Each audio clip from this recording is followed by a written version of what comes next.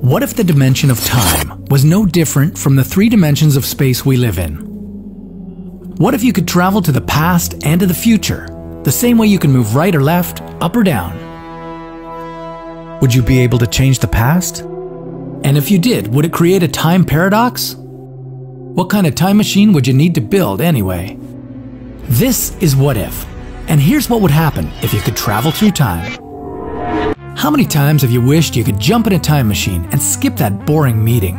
Or choose a better comeback in that argument last week? Time travel sounds like some wild fantasy that only happens in sci-fi movies, but we're actually traveling in time every day. Albert Einstein found that time is not a constant, but is continually moving forward, and we're moving forward with it. According to Einstein, time is the fourth dimension. Together with three-dimensional space, it's fused into a single four-dimensional continuum, space-time. If you think of traveling in space, moving upwards is a bit of a challenge, unless we get on a plane, or at least take the stairs. So maybe we just haven't come up with a proper machine to travel in time yet. Theoretically, building a time machine is possible, but it wouldn't look like this, or like this. Rather, more like this. Because the secret to time travel isn't in some exotic form of matter, what you'd need is a spaceship that could travel almost as fast as light. Einstein's theory of relativity taught us that the faster we move through space, the slower we move in time. Let's assume you were in a spaceship, traveling at 99.9% the speed of light, to a potentially habitable exoplanet some 40 light years away.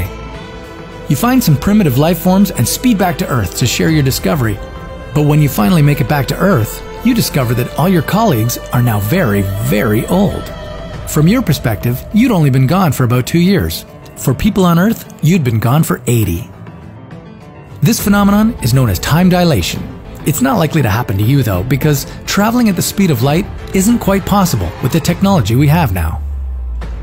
The fastest piloted vehicle we've ever created, Apollo 10, reached a speed of 11,000 meters per second. The speed needed for time travel is somewhere near 299 million meters per second. On top of that, accelerating at that speed would cause an enormous centrifugal force, a force that would rip you apart before you came anywhere close to light speed. But hey, we still have wormholes.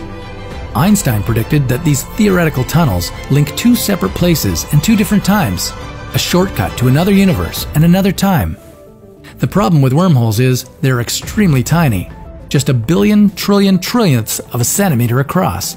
No human would be able to fit through. I can barely fit in my jeans from last year. If only we could capture a wormhole, we might be able to enlarge it. Imagine a giant tunnel above the Earth leading to another planet. And theoretically, if we put both ends of a wormhole in the same place, but in different times, we could step into a wormhole and come out in the distant past. But wormholes have their issues. They're very short-lived. And traveling into the past would create paradoxes, like the one in which you go back in time and convince your grandmother never to get married. Then your grandmother doesn't give birth to your dad, and he doesn't have you. But if you didn't exist, who went back in time to talk your grandmother out of marrying your grandfather? Time is linear. It only goes forward. For that reason, we can only travel into the future, not to the past. In fact, astronauts that spent about a year on the International Space Station are now living in the future compared to us.